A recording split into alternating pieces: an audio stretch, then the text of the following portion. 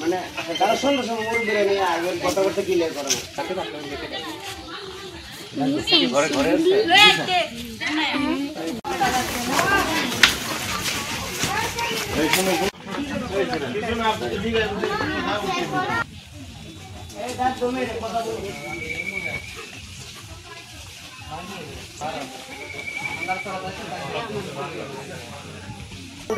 সকালবেলা আমরা গোপন সংবাদের ভিত্তিতে তাৎক্ষণিকভাবে আমাদের দুর্গাপুর উপজেলা চণ্ডীগড় ইউনিয়নে উপস্থিত হয়ে এখানে দুইটি বাল্যবিবাহ সেটি আমরা থামিয়ে দিতে সক্ষম হয়েছি।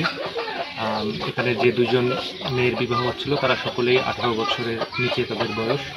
তো আমরা তাদের অভিভাবকদের কাছ থেকে মুচলেখা নিয়েছি এবং একটি পরিবারকে জরিমানা করেছি। আমরা ইদানিং খেয়াল করছি যে বাল্যবিবাহ প্রতি একটা এটির প্রবণতা বৃদ্ধি পাচ্ছে। এর জন্য আমরা সকলকে সচেতন হওয়ার জন্য অনুরোধ করছি এবং যে কোনো বাল্যবিবাহের তথ্য আমাদের পুলিশ বা প্রশাসনকে প্রদান করার জন্য অনুরোধ করছি।